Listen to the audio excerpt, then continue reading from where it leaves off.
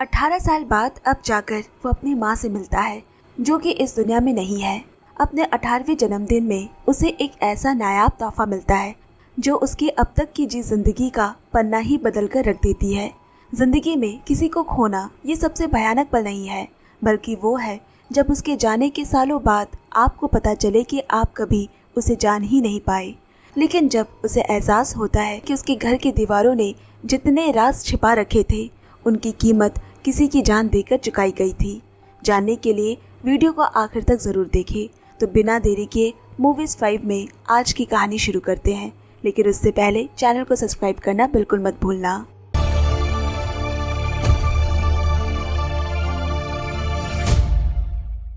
कहानी शे नाम के एक टीनेजर लड़के से हुई जिसके नाम का एक अजीब ही मतलब है 11 यानी 11। इस अनूठे और अजीब नाम के पीछे भी एक गहरी कहानी छुपी है जो आपको आखिर में पता चलेगी। तो हम भी उसे 11 कहकर ही कहानी में बुलाएंगे। आज 11 का 18वां जन्मदिन है। वो अपनी माँ ली की यादों और बाबा जांग के साथ छोटे से घर में रहता है। जांग एक फैक्ट्री में सुपरवाइजर है। रोज की तरह आज भी उसने सुबह उठकर डिजिटल अगरबत्ती जलाई और अपनी पत्नी ली की तस्वीर के सामने बैठकर उससे बात करने लगा। आज तुम्हारे बेटे का जन्मदिन है। ये लड़का मेरी एक बात नहीं सुनता। तुम जरा इसके सपनों में आकर इसे डांटना तो। अब मैं इसे इमोशनल म्यूजिक सुनाऊंगा ताकि इसके दिल में अपने बाबा के लिए थोड़ा तो प्यार बढ़े। इसके बाद वो 11 को आवाज देकर कहता है उसकी माँ उसे बुला रही है। 11 अपनी माँ की तस्वीर के पास आकर रूखेपन से बोला, ये नाटक बंद करो तो बताओ क्या कहना चाहते हो। जांग उससे झूठ बोलता है कि उसकी माँ ने उसे संगीत सुनाने को कहा है। इतना कहते ही वो बेहद ही बेसुरे अंदाज में संगीत बजाने लगा, जिससे चिढ़कर 11 गुस्से में जाने लगता है। जांग ने उसे रोकते हुए कहा, जन्मदिन के रूप में उसने उसके लिए एक बेहद कीमती तोहफा रखा है, पर 11 उस तोहफे में कोई दिलचस्पी नहीं दिखाता। तभी उसके दोस्त का एक वॉइस मैसेज आता है कि जन्मदिन मनाने के लिए उसने एक मैदान किराए पर लिया है जहाँ वे सब खेलेंगे। कमरे में आकर अब वो कुछ अपनी पुरानी तस्वीरों को देखता है जिन्हें देखकर उसे बचपन के एक जन्मदिन की याद आ जाती है। उस दिन उसके दोस्तों ने उसके सिर पर अंडे फोड़ दिए थे। बेचारा रोते रोते अपने बाबा को बताया कि दोस्तों ने उसके बालों को कौवे का घोंसला कहा और ये भी कि अंडे लगाने से उसके बाल सीधे हो जाएंगे, और इसी बहाने उन्होंने उसके सिर पर सड़े हुए अंडे फोड़ दिए। 11 रूंधे गले से अपने पिता से जिद करता है कि उसके ये भद्दे बाल काट दिए जाए, लेकिन जांग गुस्से में आकर बोला, उसके बाल बिल्कुल खराब नहीं है, बल्कि उसकी माँ की तरह बेहद खूबसूरत है। इस पर 11 कहता है, मेरी माँ बहुत बुरी है जो मुझे यूँ अकेला छोड़कर चली गई। मुझे ऐसे बाल नहीं चाहिए। उसकी ये बात सुनकर जांग आहत हो जाता है। तभी उसकी दादी वहाँ आई और उसे समझाती है उसकी माँ अपनी मर्जी से उसे छोड़कर नहीं गई थी। अगर वो अपनी माँ के बारे में ऐसा कहेगा तो उनकी आत्मा को बहुत दुख होगा, क्योंकि उसने अपने बच्चे के लिए अपनी जान तक न्यौछावर कर दी थी। कहानी फिर वर्तमान में लौटी। जांग खाना बनाकर फैक्ट्री के लिए निकल रहा है। उसने जाते जाते 11 को खाना खा लेने और पेट लकी का ख्याल रखने को कहा। जांग के जाने के बाद लकी लगातार चिल्ला रहा होता है, जिससे 11 सो नहीं पा रहा। फिर उसे एहसास हुआ कि लकी अपने पसंदीदा खिलौने के लिए ऐसा कर रहा है। खिलौना ढूंढने के दौरान जब वो पलंग के नीचे हाथ डालता है तो उसे एक पुराना डिब्बा मिला। उसके अंदर उसकी माँ की बचपन की तस्वीर, उनकी शादी की फोटो और एक पुरानी डायरी रखी थी। डायरी के पहले ही पन्ने पर लिखा था, मैं ली हूँ, ये डायरी मेरी है और मेरी इजाज़त के बिना जो भी इसे पढ़ेगा उसे हार्ट अटैक आएगा, उस पर बिजली गिरेगी या वो आग में जलकर मर जाएगा। ली की पूरी जिंदगी की दास्तान इस डायरी में दर्ज है। माँ की लिखी इस खौफनाक चेतावनियों को पढ़कर 11 भी सहम गया और उसने डायरी तुरंत वापस वहीं रख दी। तभी एक अनदेखा मंजर उभरता है। 11 की माँ की आत्मा तस्वीर से ही लकी को वो डायरी 11 के पास ले जाने का इशारा कर रही है। 11 जितने बार भी डायरी को छुपा कर रखता, लकी उसे उठाकर दोबारा उसके सामने ले आता। आखिरकार अपने डर पर काबू कर वो डायरी पढ़ने का मन बना ही लेता है। डायरी के पन्ने पलटते ही कहानी सन 1982 के अतीत में चली जाती है, जब उसकी माँ ली एक छोटी सी बच्ची हुआ करती थी। एक बार ली की पतंग पेड़ में फंस गई और वो खूब रो रही है। तभी उसके बाबा एक हीरो की तरह पेड़ पर चढ़े और उसकी पतंग निकाली, लेकिन नीचे उतरते समय उनका पैर फिसला और सिर पर गहरी चोट आ गई। ली की नज़रों में उसके बाबा किसी हीरो से कम नहीं थे। वो शहर में नौकरी करते थे और जब भी छुट्टी मिलती दौड़कर अपने परिवार के पास आ जाते। लेकिन फिर एक भयानक दिन आया जब ली की आंखों के सामने पुलिस उसके बाबा को हथकड़ियों में जकड़कर ले गई। उन पर अवैध सामान की तस्करी का संगीन आरोप लगा था। इसके कुछ ही समय बाद जेल की सलाखों के पीछे उसके बाबा की मृत्यु हो गई। ली ने डायरी में लिखा था कि बाबा की साई से महरूम होते ही उसकी पूरी दुनिया में अंधेरा छा गया था और उसके दोस्त चोर की बेटी कहकर उसे लगातार चिढ़ाते थे। ये सब पढ़कर 11 का दिल भर आया। ठीक तभी घर का खुला दरवाजा देखकर लकी बाहर भाग जाता है। 11 लकी को पकड़ने जैसे ही बाहर आया, अचानक एक तेज हवा के झोंके से घर का दरवाजा अपने आप जोर से बंद हो जाता है। अब दरवाजा खोलने के लिए उसे चाबी की जरूरत थी, इसीलिए वो चाबी लेने सीधा बाबा के काम की जगह पहुंचा। वहां उसने देखा कि उसके बाबा का एक सहकर्मी उन्हें रिश्वत देने की कोशिश कर रहा है, लेकिन उसने रिश्वत लेने से साफ मना कर दिया। तभी उसकी नजर 11 पर पड़ी और वो प्यार से उसे गले लगा लेता है। 11 ने उसे थोड़ा पीछे हटाकर कहा, आप दरवाजा खुला छोड़कर क्यों आ गए थे, जिसकी वजह से चाबी लेने मुझे यहाँ तक आना पड़ा। जब 11 चाबी लेकर जाने लगा तो बाबा उसे जैकेट पहनाते हैं और रास्ते में सावधानी से जाने के लिए कहा। अब 11 टैक्सी में बैठकर फिर से अपनी माँ की डायरी पढ़ना शुरू करता है। डायरी के पन्नों में अब साल 1993 चल रहा है। ली का दाखिला एक बड़े शहर के स्कूल में हो गया था। उसकी पढ़ाई सही तरीके से हो सके इसीलिए उसकी माँ भी उसके साथ शहर आ गई। दोनों ने मिलकर एक वीडियो स्टोर खोला जहाँ सीडी और कैसेट बेचे जाते थे। स्कूल में ली की सबसे अच्छी दोस्त शिया नाम की एक लड़की बनी जो बहुत ही शांत और सीधी सादी थी। क्लास का कोई भी बच्चा उसके पास बैठना पसंद नहीं करता था, लेकिन एक दिन ली खुद उसे अपने पास बिठाती है। तभी लियो नाम का एक बदमाश लड़का उनका मजाक उड़ाते हुए बोला, एक के बाल पक्षी के घोंसले जैसे और दूसरा देखने में हाथी जैसा, दोनों की जोड़ी तो खूब जमी है। ये सुनकर पूरी क्लास ठहाके लगाकर हंसने लगी। तभी टीचर के क्लास में आने से ली तुरंत अपनी सीट पर बैठने गई, लेकिन गलती से शिया के बेंच से टकरा गई, जिससे उसका टिफिन गिरने लगता है। ली उसे संभालने की कोशिश करती है, लेकिन टिफिन की ग्रेवी उसके हाथों में लग गई। अब यहाँ बदमाश लियो पेट खराब का बहाना बनाकर उसे वॉशरूम जाना है कहकर क्लास के बाहर निकल गया। इसी मौके में ली ने शिया की टिफिन मांगी लियो को सबक सिखाने के लिए। कुछ देर बाद लियो जब वापस आकर अपनी सीट पर बैठा तो ली टीचर से शिकायत कर देती है कि लियो ने अपनी पैंट गंदी कर दी है। दरअसल ली ने वो ग्रेवी कुर्सी पर लगा दी थी और वही ग्रेवी लियो के पैंट पर लग गई थी। पूरी क्लास लियो को गलत समझने लगी। लियो भी समझ जाता है कि ये सब ली का किया धरा है, लेकिन टीचर उल्टा उसे ही क्लास से बाहर निकाल देती है। इसके बाद अचानक शिया को दौड़ा पड़ा और वो बेहोश होकर जमीन पर गिर पड़ी। ली उसे स्कूल के क्लिनिक में खींचते हुए ले जा रही थी। उसी समय उसकी मुलाकात लियांग नाम के एक लड़के से हुई। वो एक कुर्सी लेकर आता है। ली शिया को उस पर बिठाकर तुरंत क्लिनिक तक ले गई। डॉक्टर ने चेकअप करके बताया कि शिया को मिर्गी का सामान्य दौरा पड़ा था, इसमें घबराने की कोई बात नहीं है। दूसरी तरफ यहाँ टीचर उसी लड़के लियांग और उसके दोस्त दोनों को खूब डांट रहे होते हैं, क्योंकि वे क्लास छोड़कर डांस कंपटीशन में अपना नाम देने गए थे। लियांग उल्टा गुस्सा होकर वहां से चला गया और उसी जल्दबाजी में उसकी टक्कर ली से हो गई। वो जल्दी से ली का हाथ पकड़ लेता है। उस पल ली का दिल बहुत तेजी से धड़कने लगा। लियांग धीरे धीरे उसका हाथ छोड़कर वहां से चला गया, लेकिन तब तक ली पूरी तरह उसके प्यार में पड़ चुकी थी। अब रात में क्लास खत्म होने के बाद जब वो दोनों घर लौट रही थी, तभी वही बदमाश लड़का लियो अपने दोस्तों के साथ उनका रास्ता रोकता है। वो बोला, पूरी क्लास के सामने मेरा तमाशा बनाने के लिए तुम लोग ही जिम्मेदार हो। ली बोली कि जो भी किया है वो मैंने किया है, इसमें शिया का कोई हाथ नहीं है। तभी शिया ली को पीछे करके खुद आगे आई और इतनी जोर से चिल्लाती है कि लियो के 2 गुंडे तो डरकर भाग ही गए। इसके बाद वो लियो के बाकी दोस्तों को भी बहुत बुरी तरह से डांटती है, जिससे वह भी वहां से दुम दबाकर भाग जाते हैं। शिया की ये हिम्मत देखकर ली तो उसकी बहुत बड़ी फैन बन गई। अब घर लौटते समय ली की नज़र उसी लड़के लियांग पर पड़ी जिसे टकराने के बाद उसे प्यार हो गया था। वो देखती है कि लियांग और उसके दोस्त डांस की प्रैक्टिस कर रहे हैं। ये देखकर वो भी डांस सीखना शुरू कर देती है। अगले दिन स्कूल में फिर से लियो उनका रास्ता रोकता है और शिया के हाथ में चॉकलेट का एक डिब्बा और खत देखकर वहाँ से फौरन भाग गया। पहले तो उन्हें लगा कि लव लेटर होगा, लेकिन पढ़कर पता चला कि उसने दिल से माफ़ी मांगी है। हाई स्कूल और कॉलेज की यही तो प्यारी बातें होती है दोस्तों, है ना? कमेंट्स में ज़रूर बताना। अब इसके बाद दिखाता है ली की वीडियो शॉप पर लियांग का दोस्त हॉरर मूवी की कैसेट खरीदने आया है। उसने बताया कि मूवी में भूत का किरदार करने वाली हीरोइन लियांग की क्रश है। ये सुनकर ली के दिमाग में एक नया आइडिया आता है। वो उसे इम्प्रेस करने के लिए उस मूवी की हीरोइन की तरह डरावना मेकअप करके उसके सामने आ पहुंची, लेकिन लियांग उसे सच में भूत समझकर वहां से भागने लगता है। ली भी उसके पीछे भागते हुए छत तक पहुंचती है। लियांग इतना ज्यादा डर जाता है कि वो जान बचाने के लिए छत से नीचे कूदने वाला था।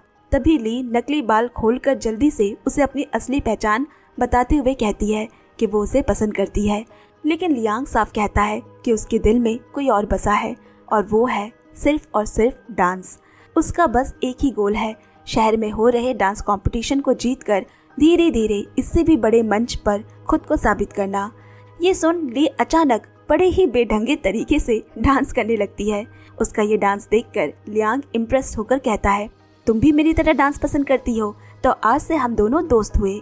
इसके बाद ली रोज डांस की प्रैक्टिस किया करती। वो शिया से कहती है कि वो भी लियांग के साथ डांस कंपटीशन में हिस्सा लेगी। तब शिया ने बताया कि वो एक पुराने डांस मास्टर को जानती है जो कई साल पहले इस कंपटीशन के चैंपियन रह चुके थे। इसके बाद दोनों उसी डांस मास्टर के घर के पास पहुंचे, जो अब सब कुछ छोड़कर एक साधारण रसोइया बन चुका था। शिया ने बताया, लियांग ने इस आदमी से डांस सीखने की बहुत कोशिश की थी, लेकिन उसने उसे कभी भाव नहीं दिया। ली तय करती है कि वो किसी भी तरह उसे मनाकर लियांग को उसके पास डांस सीखने के लिए लेकर आएगी। कुछ देर बाद ली हिम्मत कर उसके सामने आई और अपने पिगी बैंक में कुछ खुले पैसे आगे बढ़ाकर कहती है कि वो उसे डांस सीखना चाहते हैं, लेकिन मास्टर ने साफ मना कर दिया कि उसने कई साल पहले ही डांस छोड़ दिया है और अब वो किसी को डांस नहीं सिखा सकता। ली उसे देखकर ताना मारती है, लगता ही नहीं है कि वो कभी डांस कर भी पाता होगा। ये बात डांस मास्टर के ईगो में जा लगी और वो गुस्सा होकर अचानक डांस करने लगा। उसका शानदार डांस देखकर दोनों हैरान रह जाती है। तभी मास्टर की माँ उसे दूर से जूता मारकर बोली, जल्दी से अपना काम खत्म करो। ये देख ली फौरन बोलती है, हम आपके काम में मदद करेंगे, लेकिन बदले में हमें डांस सिखाना होगा।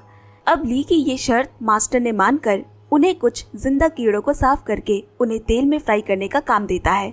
उन कुलबुलाती कीड़ों को देखकर ली को उल्टी आने लगी, लेकिन फिर भी किसी तरह खुद को संभाल कर वो काम करती है। मास्टर उसे खाकर तारीफ करते हुए बोला, बहुत अच्छा बना है। इसके बाद एक डील हुई कि अगर वे रोज उनके काम में मदद करेंगे तो वो उन्हें नियमित रूप से डांस सिखाएगा। अब अगले ही दिन ली डांस सीखने के लिए अपने साथ लियांग और उसके दोस्त को भी ले आई। वो सभी रोज मास्टर के काम में मदद करते और बदले में डांस सीखा करते। कंपटीशन में लियांग और उसका दोस्त डांस पार्टनर के रूप में हिस्सा लेने वाले थे। मास्टर उन्हें एक बेहद शानदार और कठिन डांस स्टेप सिखाता है, जिसे कई बार की कोशिशों और मास्टर की गाइडेंस के बाद वह आखिरकार उस स्टेप को सही तरीके से सीख लेते हैं। इधर ली भी डांस में काफी अच्छा करने लगी थी। एक दिन लियांग बताता है कि कंपटीशन जीतना उसका सबसे बड़ा सपना है और डांस को ही वो अपना करियर बनाना चाहता है। ये जानकर ली चुपके से शिया से बोली, मैं कंपटीशन में हिस्सा नहीं लूंगी। उसे डर था कि अगर गलती से वो चैंपियन बन गई तो लियांग का सपना टूट जाएगा। अब लियांग दिल से ली को धन्यवाद देते हुए कहता है, मैं लाख कोशिशों के बाद भी मास्टर को डांस सिखाने के लिए तैयार नहीं कर पाया। अगर तुम ना होती तो मैं कभी मास्टर से डांस नहीं सीख पाता। वो लोग बात कर ही रहे थे कि अचानक किचन की छत टूटकर गिर गई, जिसमें लियांग का दोस्त घायल हो जाता है। उसे तुरंत अस्पताल ले जाया गया। अस्पताल में भी वो लंगड़ाते हुए कहता है, बिल्कुल भी चिंता मत करो, मैं कल कंपटीशन में जरूर हिस्सा लूंगा। लेकिन जैसे ही वो उठने की कोशिश करता है, दर्द के मारे जमीन पर गिर पड़ा। उसके दोनों पैरों पर ही पट्टी बंधी थी। इसका मतलब अब लियांग को अकेले ही डांस करना पड़ेगा। अगले दिन लियांग कंपटीशन में पहुंचा, लेकिन उसमें अकेले डांस करने की हिम्मत नहीं हो रही। ली उसे समझा बुझाकर स्टेज पर ढकेल देती है। अपने डांस पार्टनर के बिना लियांग ठीक से परफॉर्म नहीं कर पा रहा था, तो ली ने एक आइडिया निकाला। वो स्टेज के पीछे उसके घायल दोस्त को लेकर आई और उसे व्हीलचेयर पर बिठाकर वहीं से डांस करने के लिए कहा। फिर वो एक लाइट की मदद से उसकी परछाई को स्टेज के पर्दों पर दिखाती है। पर्दे पर अपने दोस्त की परछाई देखकर लियांग फिर से पूरे जोश के साथ नाचने लगा। दोनों दोस्तों के ऐसे अनोखे कॉम्बिनेशन को देखकर हॉल में मौजूद सभी लोग हैरान और खुश हो जाते हैं। आखिरकार लियांग पूरे नंबर पाकर इस कंपटीशन का चैंपियन बन जाता है। अब लियांग भावुक होकर ली को गले लगाकर उसका बहुत धन्यवाद करते हुए अपनी ट्रॉफी उसे दे देता है और उसने बताया कि कंपटीशन के ऑर्गेनाइजर ने कहा है कि अगले ही दिन उसे शहर जाना होगा, जहां उसे अगली कंपटीशन की तैयारी करनी है। अब अगले दिन ली और शिया दोनों स्टेशन आते हैं लियांग को अलविदा कहने, लेकिन तभी अचानक शिया को फिर से मिर्गी का दौरा पड़ने लगा। अब ली के सामने फैसला था कि वो लियांग से मिलने ट्रेन की तरफ जाए या अपनी सहेली के पास रहे। आखिर में वो अपनी सहेली के पास ही रह जाती है और दूसरी तरफ लियांग की ट्रेन इस शहर को छोड़कर चली जाती है। अब यहाँ फिर से आज के समय में 11 का दोस्त जब उसे मैदान आने को कहता है तो 11 जाने से साफ मना करते हुए कहता है कि वो एक कहानी के प्यार में पड़ गया है और अब उसे इसके कुछ सवालों के जवाब ढूंढने हैं और कई रहस्यों से पर्दा उठाना है। तभी उसकी नज़र उस जगह पर पड़ती है जहाँ उसकी माँ ने अपने स्कूल के फेयरवेल सेरेमनी वाले दिन तस्वीर खिंचाई थी। इसके साथ ही कहानी की डोर एक बार फिर अतीत की ओर चली। फेयरवेल सेरेमनी के दिन शिया बहुत रो रही होती है क्योंकि इसके बाद वो अपने परिवार के साथ अमेरिका चली जाएगी। अब यहाँ ली को भी बड़े शहर की एक यूनिवर्सिटी में दाखिला मिल जाता है। उसकी माँ वीडियो स्टोर का कारोबार संभालने के लिए यही रह जाती है और ली अकेले ही आगे की पढ़ाई के लिए नए शहर आ पहुंची। पैसे बचाने के लिए वो कॉलेज के हॉस्टल में रहती और कॉलेज की लाइब्रेरी से किताबें लेकर पढ़ाई करती। हालांकि कभी कभी वो अपने दोस्तों के साथ घूमने भी जाती थी। एक दिन ली अपने दोस्तों के साथ कारियोके बार में गई। वॉशरूम से बाहर निकलते समय एक आदमी उसे परेशान करने लगा और उसे बॉयफ्रेंड बनाने के लिए जबरदस्ती करने लगता है। उसी समय एक वेटर हाथ में ट्रे लिए उसकी तरफ आ रहा था। ली चालाकी से उसे पैर अड़ाकर गिरा देती है और फिर उस आदमी से कहा, ये मेरा बॉयफ्रेंड है।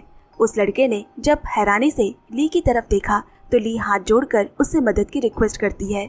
वो भी बात समझकर एक्टिंग करके कहता है, इस लड़की के साथ मेरा बहुत लंबे समय से रिश्ता है, और फिर उस आदमी को वहाँ से ले गया।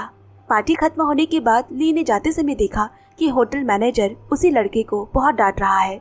दरअसल ली को परेशान करने वाला आदमी रेस्टोरेंट का एक वीआईपी कस्टमर था। जब वो लड़का मैनेजर की डांट खाकर बाहर आया तो ली उससे माफी मांगती है और उसकी मदद के लिए धन्यवाद दिया। उसका नाम सुंग था। वो बोला, काफी रात हो गई है, शायद तुम्हारा बॉयफ्रेंड तुम्हें लेने आने वाला होगा।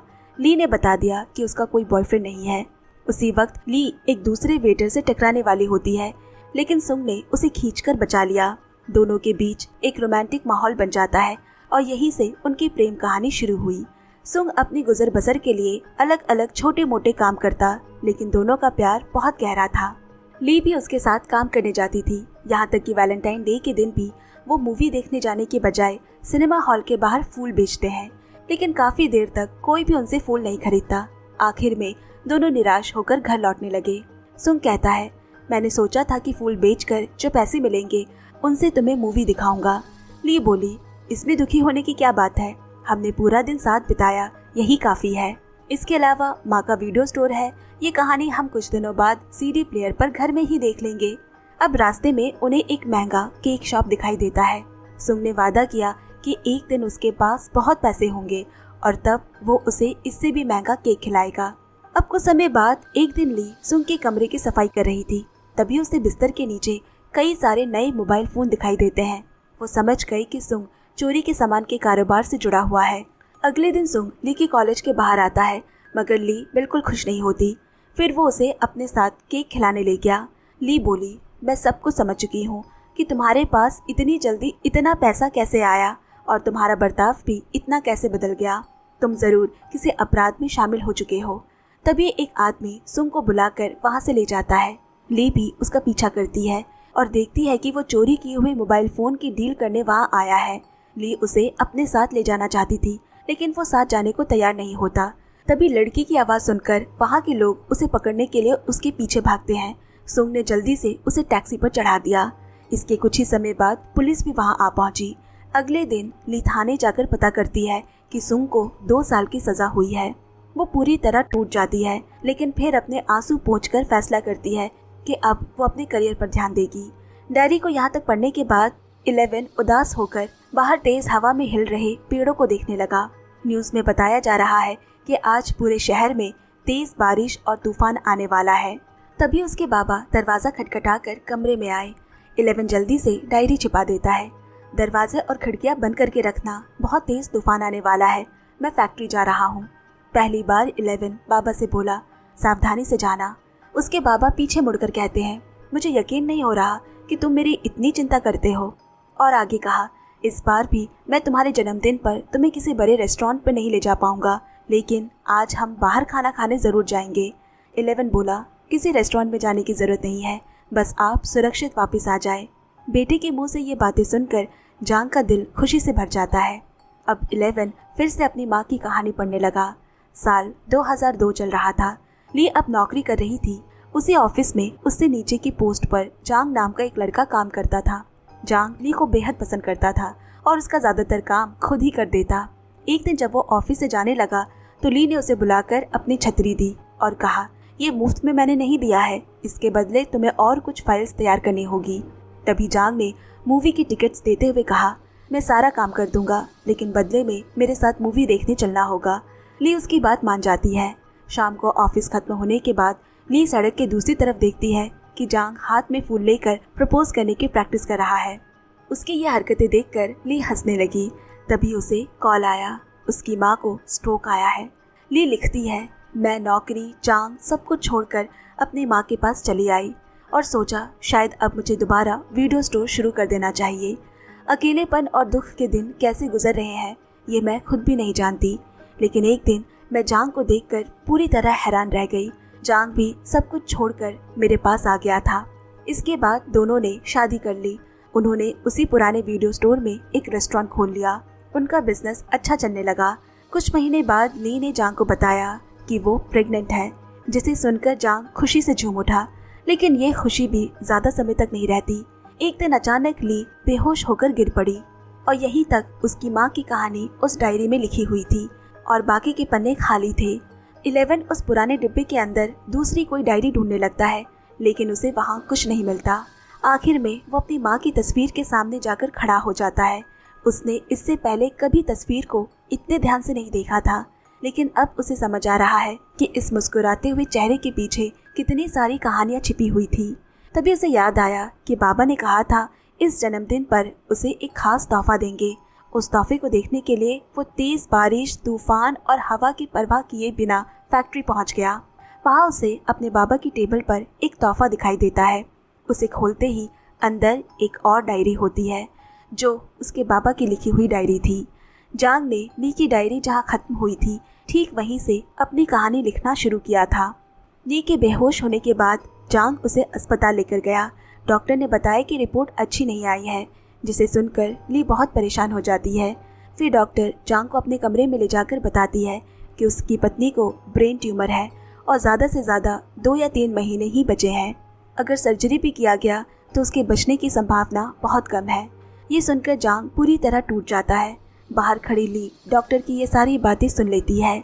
अगले दिन ली बिना किसी को कुछ बताए अस्पताल से बाहर निकल गई और पूरे दिन अपने मन मुताबिक बिताती है। बच्चों की तरह इधर उधर घूमती है, पार्क में जाती है, अलग अलग राइड्स पर बैठती है और अकेले साइकिल चलाती रहती है। शाम को जब वो घर लौटी तो देखा कि जांग ने उसके नाम से गुमशुदगी के कागज छपवा दी है। तभी जांग को देखकर ली मुस्कुराने लगी और जांग आगे बढ़कर उसे कसकर गले लगा लेता है। साफ दिखाई दे रहा था कि उसने ली को कितना ज़्यादा मिस किया। जांग कहता है, जल्दी अस्पताल चलो। तब ली कहती है, मैंने डॉक्टर की सारी बातें सुन ली है, अब मेरे पास ज़्यादा समय नहीं बचा है।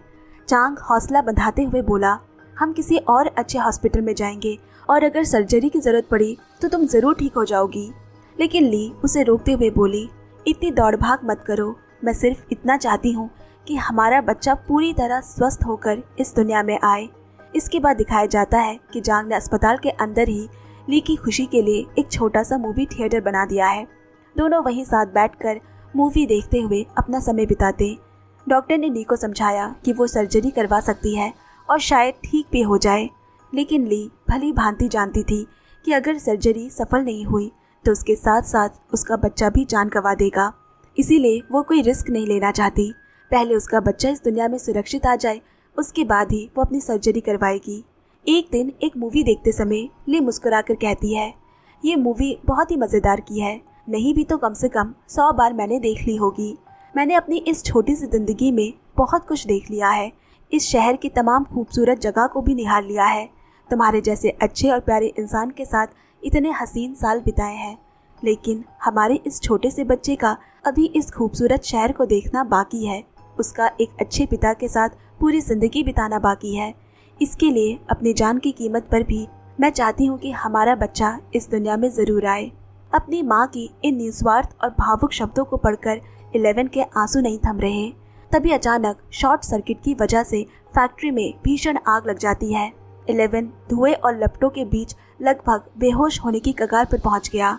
तभी उसे एहसास हुआ जैसे उसकी माँ उसके पास आकर कह रही हो, डरो मत, सब ठीक हो जाएगा। इसके बाद 11 को अस्पताल में होश आया।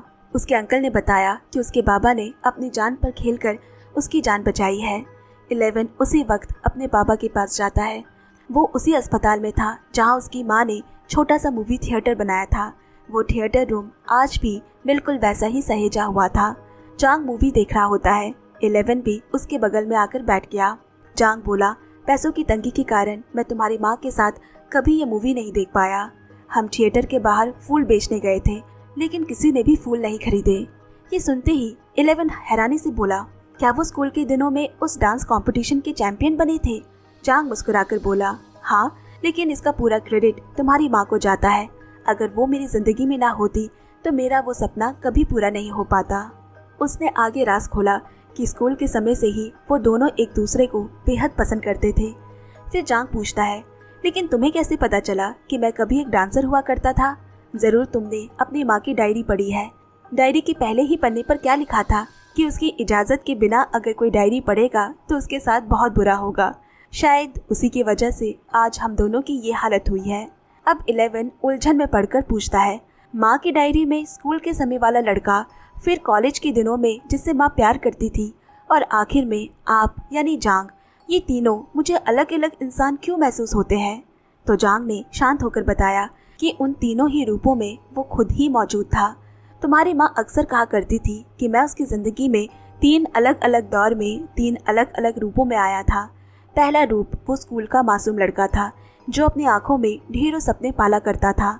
दूसरा रूप वो भटका हुआ लड़का जो रातों रात अमीर बनने के लिए सही गलत कुछ भी करने को तैयार था।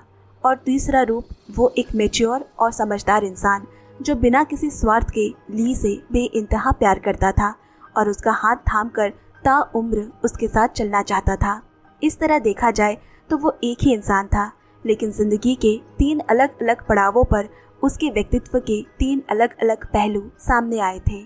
इसके बाद 11 अपने पिता की ओर देखकर पूछता है, अब आप मुझे बताइए, मेरे इस अजीब से नाम 11 के पीछे क्या रहस्य छिपा है? और इसके साथ ही कहानी एक बार फिर से अतीत की स्मृतियों में लौट जाती है। 11 के जन्म के बाद ली जांग से कहती है, मुझे एहसास हो रहा है कि मेरे पास अब ज़्यादा वक्त नहीं बचा है। हमारे बेटे को बहुत संभाल कर रखना और उसे कभी अपनी माँ के साय की कमी महसूस ना होने देना। अब तुम ही इसके बाबा और इसके माँ भी हो। मैं अपने जिगर के टुकड़े को तुम्हारे भरोसे छोड़कर जा रही हूँ। इतना कहते कहते ली की आंखें मूंद जाती है और वो बेहोश हो गई। उसकी दिल की धड़कनें धीरे धीरे बंद होने लगती है। डॉक्टर उसे बचाने की जी तोड़ कोशिश कर रहे हैं। ठीक उसी समय बेहोशी की हालत में ली एक सपना देखती है कि वो अपने बड़े हो चुके बेटे के साथ बेफिक्र होकर मस्ती कर रही है, उसके प्लेट का खाना खुद ही उठाकर खा रही है। इसके बाद अचानक स्कूल से एक टीचर ली को बुलाकर शिकायत करता है कि उसे मैथ्स में केवल 40 नंबर मिले हैं और बाकी में तो इससे भी कम नंबर आए हैं। और ली बड़े गर्व से कहती है उसका बेटा बड़ा होकर एक महान मैथमेटिशियन बनेगा, इसीलिए उसका बाकी सब्जेक्ट्स में ज़्यादा मन नहीं लगता। इसे लेकर दोनों के बीच हल्की फुल्की हंसी मजाक भी होती है। इसके बाद अब 11 बड़ा हो चुका है और अपनी एक सहेली को अपने रेस्टोरेंट में लेकर आता है। ली तुरंत समझ गई कि उसका बेटा उसे पसंद करता है, इसीलिए वो लड़की की प्लेट के खाने को दिल शेप में सजा कर देती है और दूर खड़ी होकर बेटे के चेहरे का रिएक्शन देखकर मुस्कुराती है। इसके बाद वो अपने बेटे के साथ गेम भी खेलती है और ठहाके लगाते हुए उसके साथ खुशनुमा वक्त बिताती है। अब बड़ा होने के बाद जब उसका बेटा काफ़ी कोशिशों के बावजूद नौकरी नहीं ढूंढ पाता तो वो हताश होकर नशे की गंदी लत की तरफ बहकने लगता है। तब ली उसे प्यार से समझाती है कि जिंदगी किसी एक मोड़ पर ख़त्म नहीं होती और उसे हार नहीं माननी चाहिए। आखिरकार उसकी मेहनत रंग लाई। उसका बेटा सफल हुआ और अपनी मनपसंद लड़की के साथ शादी के बंधन में बंध जाता है। ली अपनी भरी हुई आंखों से बेटे को ढेर सारी शुभकामनाएं और आशीर्वाद देती है। उसका बेटा भी माँ के इस निस्वार्थ प्यार को देखकर रोने लगता है। दरअसल ये सब और कुछ नहीं बल्कि मौत की आगोश में समा रही ली का एक प्यारा सा सपना था। अपने बेटे को जन्म देने के ठीक 11 मिनट बाद ली हमेशा के लिए अपनी आंखें मूंद लेती है। यानी वो अपनी ममता की छाव में अपने बेटे को सिर्फ 11 मिनट ही दे सकी थी। अपने पत्नी के जीवन के उन्हीं अनमोल 11 मिनट को ताउम्र जिंदा और याद रखने के लिए जांग ने अपने बेटे का नाम 11 रखा था, यानी कि शेई। कहानी वर्तमान समय में लौटी। 11 और उसके बाबा उसी अस्पताल के शांत मैदान में एक दूसरे के पास बैठे होते हैं। जब 11 को अपनी इस अजीब से नाम के पीछे छुपा इतना गहरा और भावुक सच पता चला तो उसका सब्र टूट गया और वो अपने बाबा के सीने से लगकर फूट फूट कर रोने लगता है। और इसी भावुक और खूबसूरत मोड़ पर इस कहानी का यही अंत हो जाता है। तो दोस्तों, नाउ आई मेट हर आज की चाइनीज कहानी यही कहती है कि हर घर में एक ऐसी डायरी, एक पुरानी तस्वीर या एक अनकही कहानी छुपी होती है जो हमारे बनने का राज बताती है। उम्मीद है इस कहानी ने आपको अपने परिवार के उन खूबसूरत पन्नों को पलटने की प्रेरणा दी होगी। 11 मिनट की वो जिंदगी भले ही बहुत छोटी थी, लेकिन उसकी ममता की छाप इतनी गहरी थी कि एक पूरा नाम बन गई। जिस माँ को हम ताउम्र सिर्फ अपनी माँ समझते रहे, उस पहचान से परे उसकी भी एक हंसती खेलती, सपने देखती अपनी एक अलग दुनिया थी। वो भी कभी एक बेफिक्र लड़की थी जिसके अपने ख्वाब थे, अपनी उलझनें थी। और ये कहानी हमें यही याद दिलाती है कि हमारी माँ बनने से पहले वो खुद क्या थी। ये कहानी आपके दिल को भी छू गई हो तो आज अपने माँ बाबा से उनके अतीत का एक ऐसा पन्ना पूछिएगा जो उन्होंने कभी किसी को ना बताया हो। और इस वीडियो को लाइक शेयर करें और मूवीज ट्राइब को सब्सक्राइब कर हमसे जुड़ना बिल्कुल ना भूलें। साथ ही वीडियो को हाइप पक्के से करें। मिलती हूँ अगली एक और नई कहानी में। Bye bye, take care.